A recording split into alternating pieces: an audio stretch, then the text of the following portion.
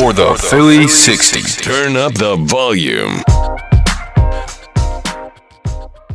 What's up, everyone? I'm Easy E, and I'm bringing only the hottest musicians to your screens and timelines. I would like to welcome you to the first quarantine version of the Philly 60. To start off, these will only be 15 minutes and done over Zoom. To get things started, I would like to introduce my very special guest, Cray. Cray, also known as Wordplay Cray, has done some serious work in the skit game where he raps about some serious social issues. Recently, Cray has been working towards posting more and reestablishing himself as an artist. His recent drop is called Caribbean John, and you can find it on SoundCloud. So, without further ado, I'd like to introduce my man, Cray. Cray, how you doing? What's up, Brody? How you? I'm doing good. You know, it's crazy out here, but you know, making and we this is the first episode, so I'm happy to be here. Yeah, me too. This quarantine, trying to get out the crib. Been in the crib too long, you know. Yeah, absolutely. Excited to be talking to you and shit, you know. Yeah. So, to get things started, let's get everyone a background of where you came up. Okay. So me, I don't know if y'all heard of it. It's called Yaden. It's like right outside of Philadelphia. It's a little county. That's where I was born and raised. I grew up. I got two sisters. My mom and dad, we grew up in the house and shit. Basically, when I started rapping, I was about probably like, I say about 7 years old. I started off like just listening to a lot of music, like from back in the day and shit. Like, cause my dad, he into music a lot, and he played the piano. Mm-hmm. So that's how like I got started with the music thing, and I just been going ever since, just grinding. That's awesome. And so music, I guess, has always been a part of your life. Mm-hmm. Yeah. So then how long, so you've been making music since you were 7, but then how long does that make, like, how long have you been making music? Oh my God. Nah, that's cool. We got a little visitor. Okay, girl. You said, what was the question again? No, so how long have you been making music? Oh, probably, you talking about like taking it serious, right? Yeah. Probably my first time in the studio, like when I really started taking it serious, I was probably like, I want to say like 14, 15, around that age. Yeah, so I got started like pretty early. Yeah. That's awesome. So since you, so like your music isn't more, it's like more than just like, you can really kind of break down a lot of artists as just like posting on Spotify and whatever that, but you do a lot more than that. You kind of find yourself comfortable in doing like little skits on Instagram.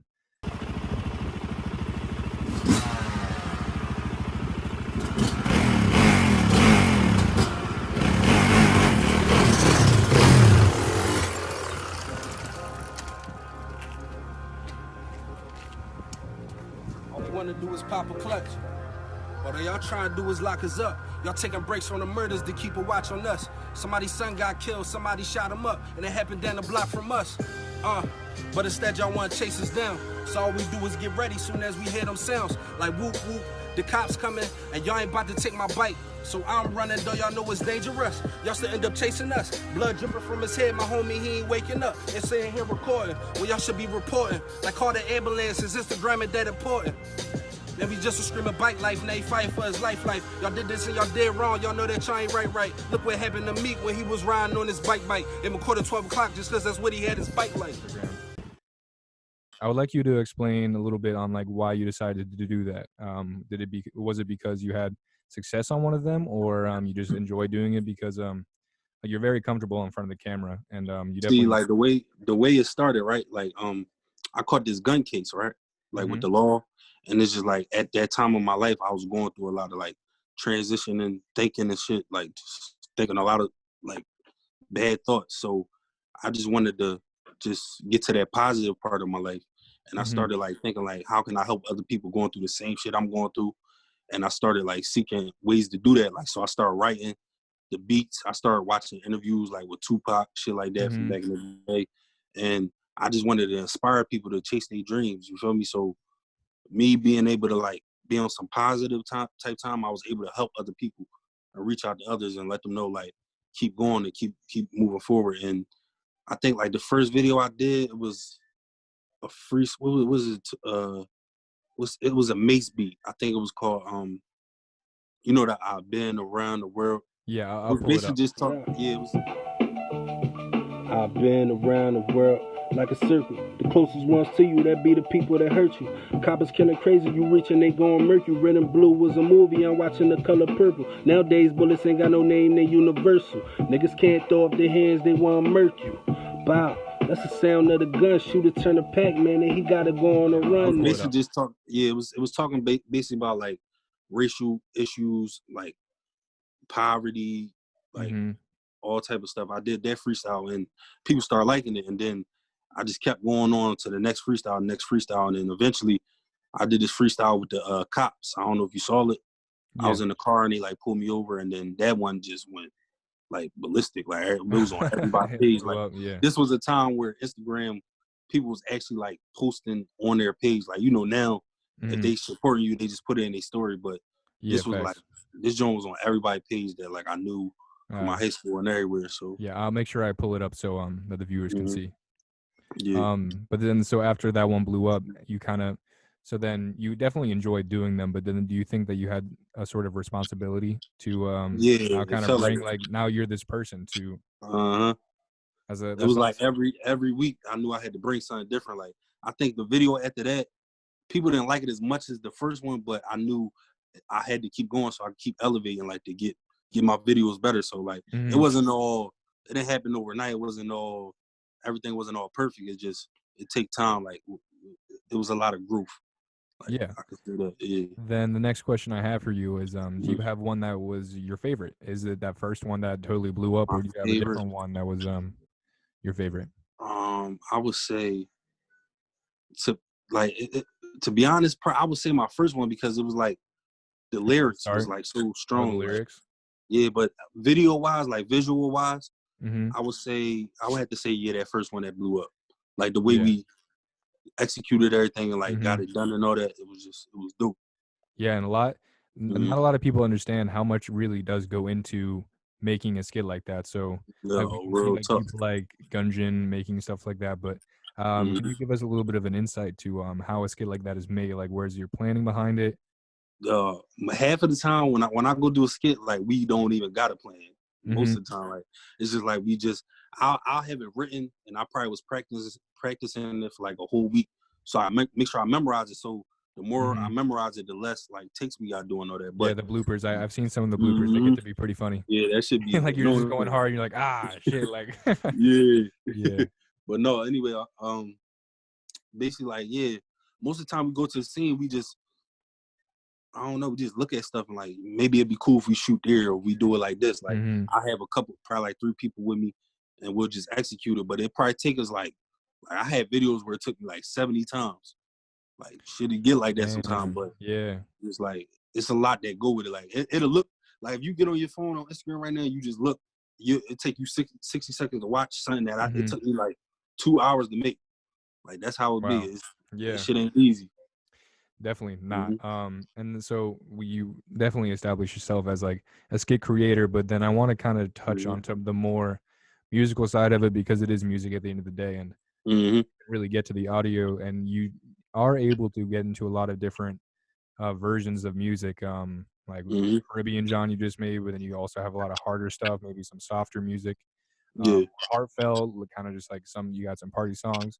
So then I asked the question, what is your favorite type of music to make and why? My favorite type, see, I'm an explorer. Like I like exploring different avenues of shit. So when it comes to favorite, let me see, what would be my favorite? I like talking about females a lot. Like in a good way, in a not a I don't want to say bad, but on some like talking my shit type shit. I like that. I know. You always say like I got it like my BM, like my BM. Yeah. Oh yeah, you heard that go-to bar. That's a go-to bar. Yeah. Real rap. But yeah, I like talking about like basically stuff I go through every day, or 9 times out of 10 it's probably not something that I was going through, it's other people too. Like I like to tell stories sometimes, like I like to touch on a lot of things. Like I'm just universal, like a universal artist. So I like doing a lot. You're like so you're a universal artist. So then and I know you do a lot of recording yourself. Like you run the studio, so then you don't have to travel far to be in a studio, which is probably a blessing. Oh no, I could just wake up, stretch, yawn, and just then click the record button. Like, and that's another thing. Like for artists, anybody out there trying to be an artist, I think that's the best way to do it. Like, get your own stuff. Like, you could spend like $1,500 and have a whole studio. Like, stop buying these Gucci belts and Fendi belts. And go get you a studio. Like, do something that's going to help you in the long run. Because sometimes, like I noticed, like when I was going to studios, I would leave disappointed because it might be a bar in there, like I didn't say it the way I want to say it, and I want to go back and fix it, but I can't because the shit costs $100 an hour. So it's like just get your own stuff. That's the best thing to do. Yeah, that way is like that. I also feel like you have a more personal touch to your music. You was like, I created this 100% me. A lot of people are, a lot of people are like, yeah, like this is me, like, but no, like some engineer mixed it for you who you barely even know. But when you go ahead and mix it yourself, you have that like personal touch with the music, and you can change whatever you want to it. Yeah.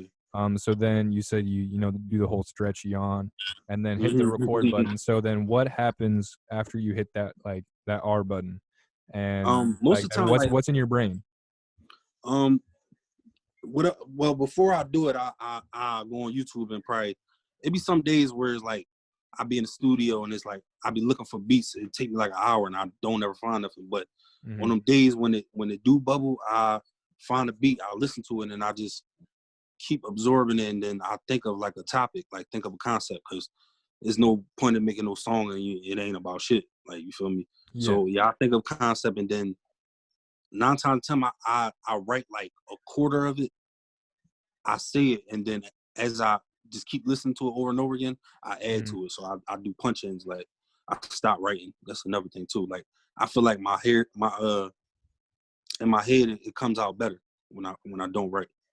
Absolutely. So you would say you kind of like playing the hook, but then you kind of just like listen to the hook, or like listen to the first verse, and then you go ahead is like, okay, like then you kind of see where the song takes you from there.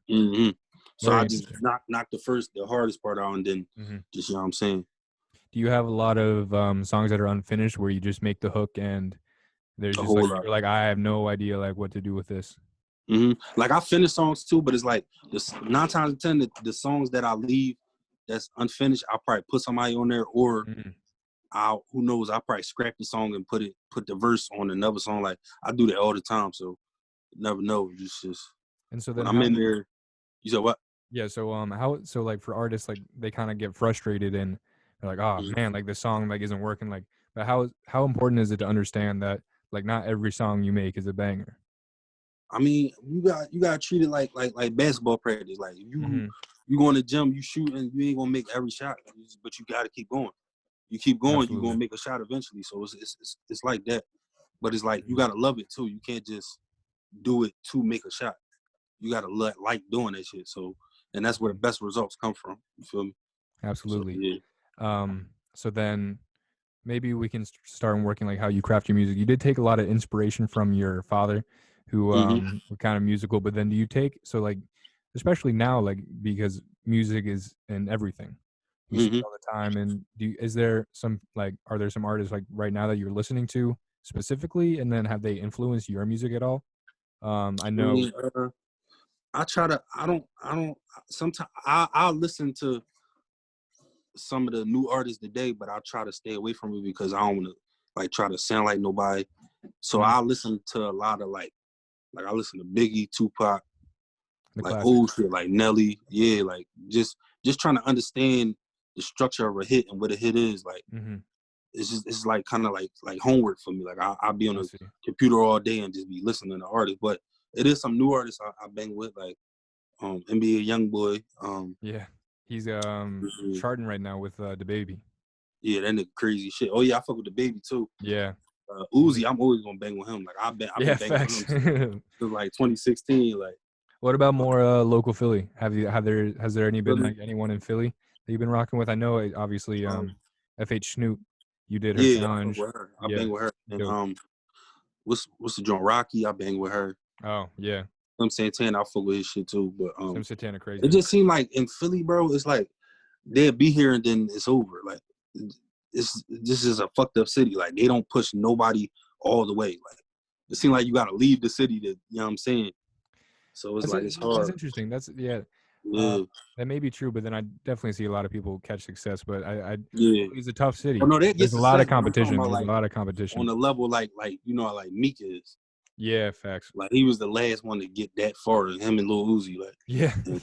Like that shit. No, I hear what you're saying. Like, I know cities like Atlanta, they're kind of just pushing out like hot artists all the time. Like, that's because everybody know how to work together over there. So do you think that maybe Philly could see a lot more like just like charting artists like that if we Yeah, that's That's interesting. I just never like really thought of it like you that. got a football team, you gotta throw the ball. You can't keep the Yeah, ball the whole time. quarterbacks Like, got you definitely feel me? Like, interesting. yeah. Interesting. So I mean, this is a perfect transition into my next question. Mm, But then, so like life, and then so we'll talk about like how Philly can kind of make it hard, and how life has battled you making your music. And mm. like what has been thrown in your face and chewed you up and spit you out, and like how have you been able to like okay, like I'm still gonna make music, I'm still gonna be me. Mhm. Like what is your mindset? Like how do you get yourself out of that? Um, it's not really a way I could tell you how to get yourself out of it because I'm living in it, so it's hard to see what I'm doing. But I just know, I just think of one thing all the time, like my love for the music. Like you just gotta keep going, like no matter what people say, people around you, they gonna tell you you can't do this, you can't do that. You still gotta do it. Like even if Mhm. it don't work, at least you learn, so you know it don't work, so you do the right thing the next time. So it's basically just like you just gotta stay true to yourself. You gotta know who you is at all times, and just keep pushing. Don't give up because I was reading Jay-Z book, I think probably like a year ago, and he was like the smartest thing he ever did was never give up. So if somebody like that say that, you just know that tell you right there he been through a lot of shit with the music. So you just gotta Mhm. keep pushing. Like that's my whole Gotta thing. keep Like, grinding. yeah. Absolutely. Well, thank you so much for joining me, Mm, Cray. I hope you enjoyed this quarantine version of the Philly 60. I know I did. 100. So for everyone who is watching right now, let me know in the comments below on who I should interview next time. But other than that, stay safe. I will see you guys in the next video. Like who gassed them up? All these ones that's in my pocket, time to add them up. And I ain't wanna fuck you, bitch, she wasn't bad enough. We got the work inside the trunk, it's time to bag it up. It's time to bag it up. Who gassed them up?